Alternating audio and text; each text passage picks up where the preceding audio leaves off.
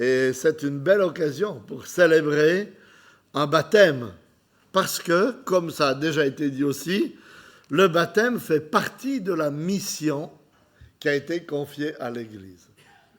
Dans le texte de Matthieu 28, qui a été lu tout à l'heure, le Seigneur dit à son Église naissante, « Allez, faites de toutes les nations des disciples, baptisez-les au nom du Père, du Fils et du Saint-Esprit, et enseignez-leur à garder tout ce que je vous ai prescrit. » Donc le baptême, ce n'est pas la fin de l'histoire, c'est le début d'une nouvelle histoire qui va se continuer par la grâce de Dieu.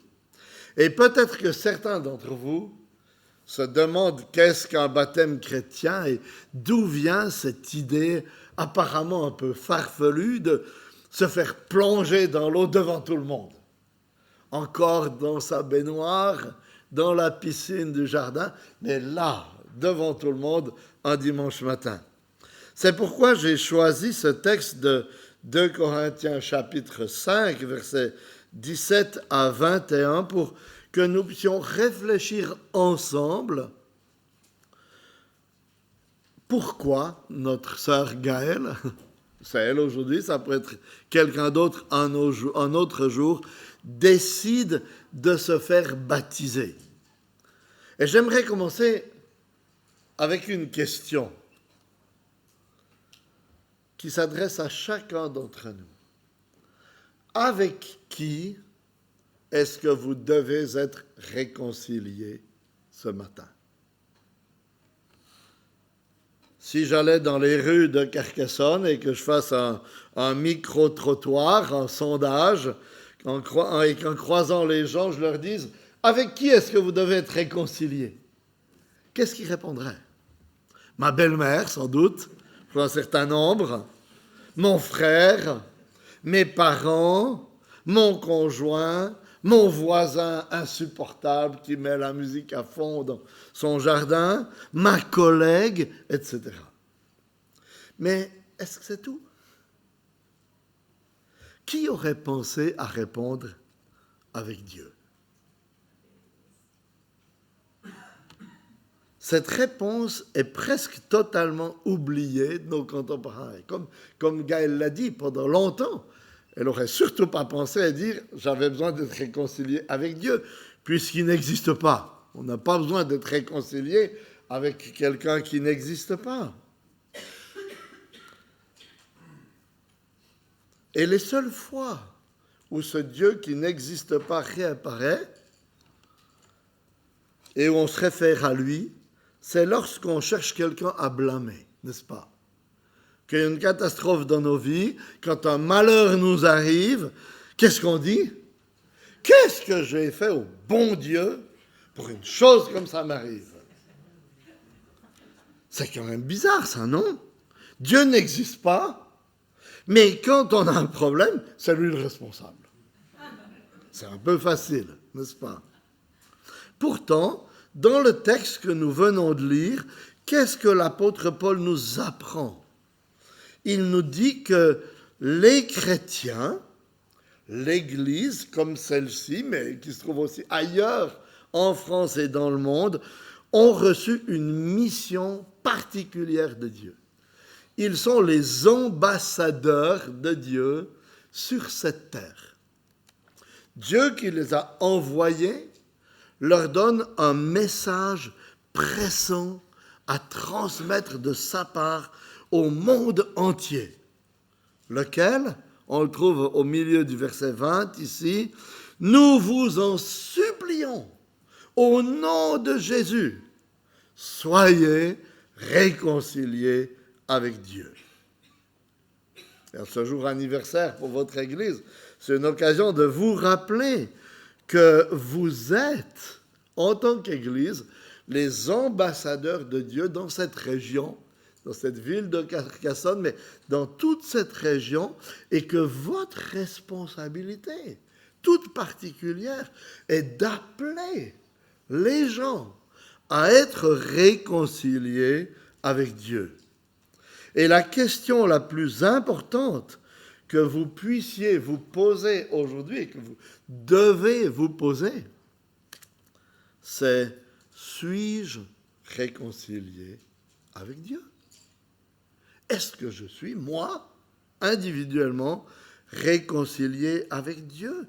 Pourquoi? Mais parce que de cette réponse, de votre réponse à cette question, va dépendre toute votre façon de vivre ici-bas et va dépendre aussi votre destinée éternelle. Le baptême qui va être pratiqué tout à l'heure est un symbole, on l'a dit déjà, une image vécue, on pourrait dire tangible, donnée par Dieu pour nous aider à comprendre comment, en fait, s'opère cette réconciliation. Et pour le comprendre, on va poser au texte qu'Hicham a lu tout à l'heure dans 2 Corinthiens 5, on va poser 4 questions à ce texte pour essayer de le comprendre et essayer de comprendre le message qu'il nous donne. D'abord, première question, pourquoi devons-nous être réconciliés? Deuxième question, par qui pouvons-nous être réconciliés? Troisième question, comment sommes-nous réconciliés avec Dieu? Et quatrième question, qu'est-ce que ça change d'être réconcilié avec Dieu? Voilà le menu des quelques minutes qui sont devant nous maintenant. Alors, pourquoi devons-nous être réconciliés avec Dieu? Dans notre texte, le mot réconciliation ou réconcilier revient 5 fois. Et quand est-ce qu'on emploie ces mots dans la vie courante? C'est lorsqu'il y a eu un conflit, lorsqu'il y a eu une dispute, une trahison, une relation brisée entre deux personnes qui auparavant s'entendaient bien. Vous allez dire à vos enfants, allez vous réconcilier, lorsqu'ils se sont disputés après avoir joué tranquillement ensemble. Mais vous ne pouvez pas leur dire, allez vous réconcilier avec les nouveaux voisins qui viennent de déménager dans le quartier. Parce qu'il n'y a jamais de problème encore avec eux. Donc il n'y a pas besoin de réconciliation. Vous voyez, pour qu'il y ait réconciliation, il faut qu'il y ait eu une relation bien établie et puis une dispute, un problème entre nous. Le terme réconciliation, présuppose une harmonie, une bonne entente, une communion avec Dieu qui a été brisée. C'est pourquoi le mot réconcilier nous renvoie à ce qui s'est passé tout au début de l'histoire humaine. Est-ce que vous vous souvenez de ce que la Bible explique du début de l'histoire des hommes dans le livre de la Genèse? Elle nous dit qu'au début de l'histoire humaine, dans le jardin d'Éden, il existait une harmonie parfaite entre Dieu, l'homme, la femme et la création. Tout était très bon, magnifique. C'était un temps où Dieu parlait avec l'homme, l'homme exerçait sa responsabilité de jardinier dans la création de Dieu, sans mauvaises herbes. Ça, c'est ce que j'aurais voulu être, moi, un jardinier sans mauvaises herbes, parce qu'aujourd'hui, notre gros problème, n'est-ce pas, c'est les chardons, les mauvaises herbes qui poussent dans nos jardins. Puis, que s'est-il passé? Un jour, cette harmonie, cette communion avec Dieu a été brisée. Comment? Le récit de la Genèse nous l'explique en nous disant que, en fait, Adam, le premier homme, Ève, la première femme, ont tout simplement refusé l'autorité de leur Créateur sur eux, en rejetant le seul commandement que Dieu leur avait donné. Il leur avait dit, vous pouvez manger de tout, sauf d'un arbre. Et qu'est-ce qu'ils ont fait? Ils ont décidé de manger justement le fruit de cet arbre-là. Et l'harmonie a été brisée. Ça vous paraît peut-être peu de choses, pas si grave de s'être comme ça révolté contre le Créateur. Mais en fait, c'était une révolte de la pire espèce. Parce qu'en agissant ainsi, l'homme a voulu prendre la place de Dieu. Il a voulu décider lui-même de ce qui était bon et de ce qui était mauvais. Et il s'est coupé de sa communion avec Dieu. Et quelle en a été la conséquence? C'est que Adam et tous ses descendants, ainsi que toute la création, sont tombés sous le jugement et la malédiction de Dieu. C'est pourquoi tout être humain meurt encore aujourd'hui. C'est pourquoi il y a tant de catastrophes, de méchanceté, de cruauté dans notre monde. Le texte ici que Paul a écrit nous dit « c'est à cause de nos fautes », verset 19, qu'il appelle aussi le péché au verset 21. Vous voyez, c'est à cause de nos fautes, c'est à cause de nos péchés que nous avons besoin de réconciliation avec Dieu. Alors peut-être que vous dites, ouais, moi je n'étais pas là dans le jardin quand Adam a désobéi. Pourquoi est-ce que je dois moi aussi être réconcilié alors que c'est lui qui a commis la faute?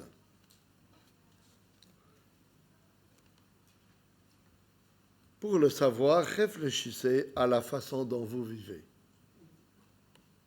Quelle est la place que vous laissez à Dieu dans votre vie?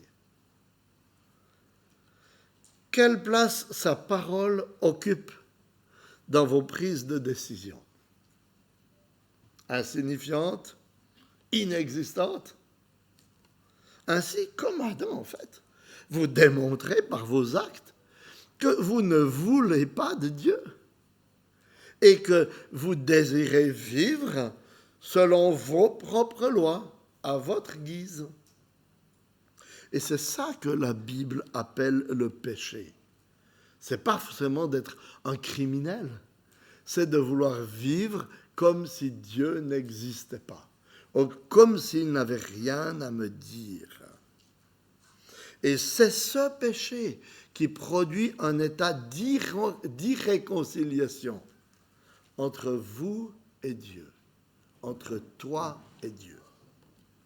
Imaginez que je vous invite chez nous et que vous arrivez à la maison avec moi et qu'en arrivant, j'ignore totalement ma femme.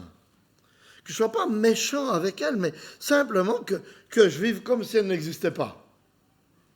Je passe à côté d'elle, sans faire attention à elle. Je nous cuisine un repas, sans lui demander si elle en a cuisiné un pour nous. Et j'en cuisine un, mais sans préparer d'assiette pour elle. Qu'est-ce que vous penseriez de notre relation de couple? Vous diriez, il y a besoin de réconciliation ici. Mais j'ai rien fait de mal. Je ne lui ai pas voulu du mal. Je ne lui ai même pas adressé des paroles méchantes. Je l'ai juste ignoré. Et c'est souvent ça le péché avec Dieu. Vous voyez, on dit, mais je n'ai rien fait de mal à Dieu. J'ai simplement ignoré son existence. C'est justement ça le problème. Et c'est ça qui produit l'irréconciliation, de votre réconciliation avec Dieu. Voilà pourquoi Dieu envoie les chrétiens, envoie votre Église dans le monde avec cet appel pressant. Nous vous en supplions au nom de Christ. Soyez réconciliés avec Dieu. La deuxième question maintenant, et les réponses seront plus rapides, rassurez-vous, pour les suivantes. Par qui pouvons-nous être réconciliés avec Dieu? Est-ce que nous pouvons nous réconcilier nous-mêmes avec Dieu par nos propres efforts? Non. Parce que nous sommes pécheurs et par nature, nous sommes incapables de satisfaire aux exigences de Dieu. En fait, même la forme du verbe ici est une forme passive. Il ne dit pas « réconciliez-vous avec Dieu ». Il dit « soyez réconciliés ». Ça sous-entend « vous ne pouvez pas le faire, mais vous en avez besoin ». Alors, qui est-ce qui pouvait nous réconcilier avec Dieu? Regardez au verset 18, il est dit « et tout cela vient de Dieu ». qui nous a réconciliés avec lui par Christ. Puis au verset 19, car Dieu était en Christ, réconciliant le monde avec lui-même. Qu'est-ce que cela nous apprend? Que c'est Dieu lui-même, l'offensé, qui a pris l'initiative de la réconciliation. Lui qui avait été offensé par les hommes, qui s'était détourné de lui, n'a pas voulu que les choses en restent là. Et il a entrepris lui-même la démarche de la réconciliation avec ses créatures. Est-ce que ce n'est pas un geste extraordinaire de grâce, de bonté de sa part envers nous, d'avoir pris l'initiative de la réconciliation? Parce que comment ça se passe en général quand on a un état d'irréconciliation entre nous? Je ne sais pas chez vous, mais chez nous, chacun campe sur ses positions. Et personne ne veut faire le premier pas. Surtout pas celui qui a été offensé. Il dit, c'est pas moi qui ai commencé. On attend que ce soit l'autre qui fasse le premier pas de la réconciliation, n'est-ce pas? Mais la Bible nous dit que Dieu qui était offensé, Dieu que nous avions ignoré, Dieu que nous avions offensé, a pris l'initiative de la réconciliation. Quel amour, quelle générosité de sa part envers les êtres humains. C'est ce que la Bible appelle la grâce. Alors, qu'est-ce qu'il a fait pour opérer cette réconciliation? La Bible nous dit qu'il a envoyé son Fils unique dans le monde. Ce Fils lui était si cher et avec lequel il partageait l'intimité dans les cieux depuis l'éternité. Alors, qu'est-ce que cela nous apprend? Ça nous apprend tout d'abord l'immensité de l'amour de Dieu pour nous. Parce qu'il désirait tant que nous soyons réconciliés avec nous, qu'il a donné ce qu'il avait de plus cher, son Fils, qu'il a envoyé dans ce monde, qu'il était prêt à l'envoyer jusqu'à la croix entre des brigands pour nous réconcilier avec lui. Et cela nous démontre aussi la gravité de notre péché, l'état désespéré dans lequel nous nous trouvions.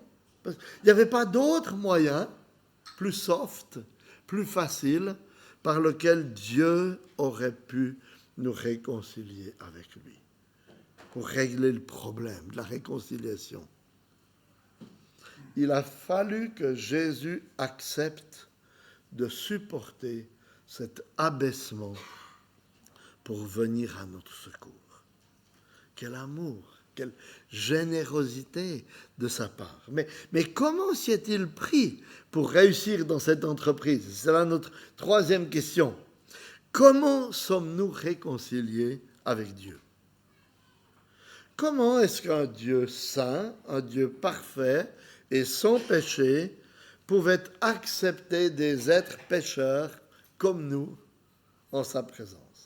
Voilà une vraie question pour le bac de philo de cette année, n'est-ce pas? Je ne pense pas qu'elle y sera, ne vous préparez pas trop à la réponse, mais je vais essayer de vous donner une réponse. Est-ce qu'il suffisait que Jésus vienne sur terre pour nous montrer le bon exemple à suivre pour plaire à Dieu? Non. Parce que même si nous parvenions à vivre un peu mieux, même parfaitement à partir d'aujourd'hui, ça ne règle pas tout le problème du passé, tous mes péchés passés qui m'accuseront devant Dieu. Mais alors, comment la réconciliation avec Dieu s'est-elle opérée? C'est ce que nous explique le verset 21 de notre passage, qui dit « Celui qui n'a pas connu le péché, il l'a fait devenir péché pour nous, afin que nous devenions en lui justice de Dieu. » Alors, qu'est-ce que ça veut dire en français courant? C'est un peu compliqué, cette phrase. Ça veut dire que pour que notre réconciliation avec Dieu soit possible, il a fallu qu'un échange incroyable ait lieu. Il a fallu que celui qui n'a pas connu le péché, qui est celui qui n'a jamais connu le péché? Il n'y en a qu'un, Jésus. Que celui qui n'a pas connu le péché, Jésus, soit fait péché, ou soit constitué péché, ou on pourrait dire, soit chargé de nos péchés, des péchés de son peuple, de son Église, afin qu'il devienne le représentant de son Église, comme un délégué du personnel, si vous voulez, qui représente tous les employés. Jésus est venu s'est chargé de la condamnation, du poids des péchés de son Église, de son peuple. Et c'est pourquoi lui qui était juste, lui qui était le seul qui n'aurait jamais dû mourir, est mort sur la croix. Il est mort parce qu'il portait la condamnation que nous méritions à cause de nos péchés, de notre rejet de Dieu, de nos désobéissances à Dieu.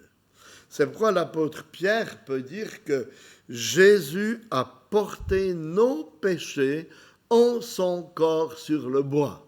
1 Pierre 2, 24. Vous voyez, il était sur le bois de la croix et il était, si vous voulez l'imaginer, mais chargé du poids du péché de son peuple. Et quand Dieu le Père l'a vu ainsi, chargé du poids du péché de son peuple, qu'est-ce qu'il a fait? Il a déversé sur lui, à la croix, la colère, la condamnation que nous méritions. Il a fonctionné un petit peu, on pourrait dire, comme un paratonnerre, en fait, prenant sur lui la condamnation et la colère que nous méritions. Mais ce n'est pas tout. La fin du verset 21 nous dit qu'il l'a fait afin que nous devenions en lui justice de Dieu. Jésus ne s'est pas simplement chargé de notre péché, mais il a vécu la vie parfaite, sans péché, que nous ne pouvions pas vivre. Et en fait, il donne à tous ceux qui croient en lui, en échange de leurs péchés, cette vie parfaite, cette justice parfaite. C'est ce que certains ont appelé un glorieux échange. Qui ne voudrait pas faire un tel échange? Donner ses péchés, donner la condamnation qu'il mérite et recevoir en échange une justice parfaite qui nous rend justes et acceptables devant Dieu. C'est ainsi qu'en lui, qu'en Christ, Dieu nous voit justes et la réconciliation est opérée. Voilà quel est le message de l'Évangile. Le message qu'il vous faut accepter avec foi si vous voulez à votre tour être réconcilié avec Dieu. Reconnaissez que vous êtes pécheur. Un pécheur qui jusqu'ici, jusqu'à aujourd'hui, n'a pas voulu que Dieu gouverne sa vie et même il s'en mêle de sa vie. Et demandez-lui pardon pour cela. Puis acceptez que Jésus a donné sa vie pour des pécheurs comme vous. Saisissez cette justice du Christ par la foi et rendez grâce à Dieu de vous réconcilier ainsi avec lui-même par un salut si glorieux. C'est à cela que Dieu vous appelle lorsqu'il vous dit « Nous vous en supplions, au nom de Christ, soyez réconciliés avec Dieu. » Et pour vous qui êtes déjà chrétiens, pour votre église ici à Carcassonne, Paul nous dit que c'est ce message-là dont vous êtes les ambassadeurs. Continuez à prier, continuez à proclamer ce message autour de vous. Osez parler de cette bonne nouvelle aux hommes qui nous entourent, parce qu'ils ont besoin de réconciliation avec Dieu. Ce n'est pas encore tout à fait fini. C'est une quatrième question, la dernière. Qu'est-ce que ça change d'être réconcilié avec Dieu? Regardez ce qui est dit au verset 17. Si quelqu'un est en Christ, il est une nouvelle créature.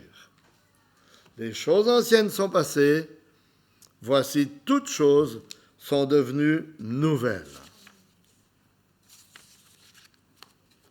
Hicham a déjà parlé de ça tout à l'heure, de ce changement qui s'est opéré dans la vie. Vous voyez, c'est une vie nouvelle que Dieu est en train d'opérer dans la vie de ceux qu'il réconcilie avec lui-même. Et cette vie nouvelle est symbolisée, comme Hicham l'a déjà dit, par le baptême. L'entrée dans l'eau, c'est la démonstration que ma vie ancienne est passée, que cette vie ancienne est dans un sens morte, comme Gaëlle mourrait si elle restait trop longtemps la tête sous l'eau. Ouais.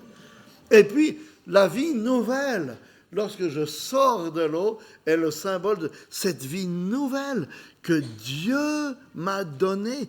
Il a fait de moi, de celui qui croit, une nouvelle créature. Qu'est-ce que cela veut dire concrètement? Est-ce que celui qui commence cette vie nouvelle doit se retirer du monde, aller vivre dans un alpage dans les Pyrénées ou un monastère à la montagne? Non, j'espère pas. Est-ce que les contraintes de la vie moderne ici-bas sont un empêchement à vivre cette vie nouvelle? Non, pas du tout. Pourquoi? Parce que cette vie nouvelle est d'abord une transformation que Dieu opère par son esprit de l'intérieur de notre être. Et il nous apprend ensuite il oriente notre vie d'une nouvelle manière. Je vais prendre une illustration pour vous aider à comprendre ce qui se passe. Si je devenais directeur de l'aéroport de Carcassonne, qu'est-ce qu'il faudrait que je fasse pour réorganiser tout le mouvement des avions et des véhicules sur le tarmac? Une seule chose. Une seule chose. Changer les personnes ou les consignes données à la tour de contrôle. Et si je change les personnes ou je donne des nouvelles consignes à la tour de contrôle, alors toute l'organisation de l'aéroport va changer, parce qu'elle va suivre les nouvelles consignes. Et c'est exactement ce que Dieu fait pour chaque personne qu'il sauve et qu'il réconcilie avec lui-même. Auparavant, nous étions sans Dieu, nous voulions vivre pour nous-mêmes, pour satisfaire nos passions, nos désirs, mais lorsque Dieu nous sauve, il change notre tour de contrôle. Il change notre cœur, il transforme notre cœur. Et une fois notre cœur transformé, nos désirs sont différents. Nos buts changent et nos affections ne sont plus les mêmes. Pourquoi?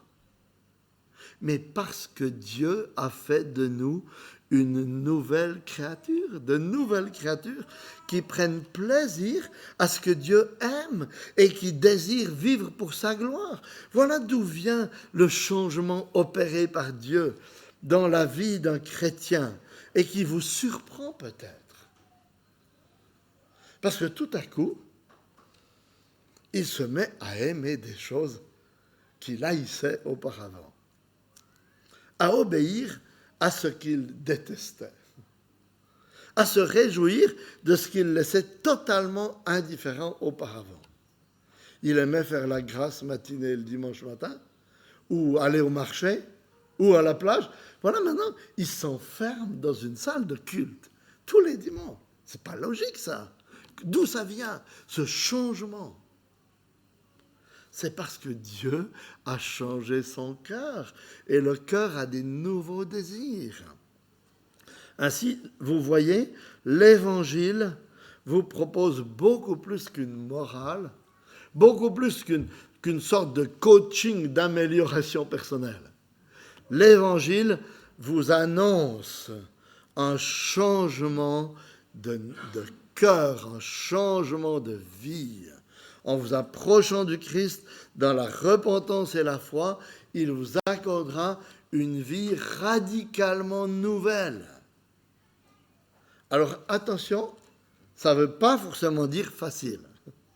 Ça ne veut pas forcément dire confortable non plus. Mais ça veut dire une vie de réconciliation avec Dieu, de paix de la conscience, parce que vous vivez une vie d'harmonie retrouvée avec Dieu. Quel message extraordinaire, n'est-ce pas? Alors, chers amis, voilà quel est le changement que nous vous présentons de façon visible, en fait, ce matin, par ce baptême. Et que je vous encourage à continuer de partager en tant qu'Église, avec vos amis, avec les membres de vos familles, avec vos collègues, parce que c'est cet évangile qui agit dans les cœurs et qui amène au salut. Amen. Oui, oui. On va prier. Éternel, notre Dieu, nous voulons vraiment te remercier pour cette matinée, pour cette joie, pour cette fête, déjà de rappel de ta fidélité envers l'Église de Carcassonne et aussi de ta fidélité en continuant à réconcilier des pécheurs, des pécheresses avec toi-même grâce à l'œuvre de Jésus-Christ. Nous te remercions pour Gaël, nous te remercions pour sa famille, pour ses amis, nous te prions pour eux, nous te prions que tu continues cette œuvre de réconciliation parmi eux, que tu permettes que les uns les autres réunis aujourd'hui, nous puissions être émerveillés par l'immensité de ta grâce, de ton amour. Merci d'avoir pris l'initiative de nous avoir réconciliés. Merci d'avoir envoyé ton Fils. Merci parce que Jésus a accepté de venir subir la mort, la pire qui existait, à la croix pour notre salut. Et Seigneur, nous te prions que tu continues cette œuvre de salut dans les cœurs des uns et des autres. Ô Seigneur, agis par ton esprit. Nous te le demandons dans le nom de Jésus. Amen.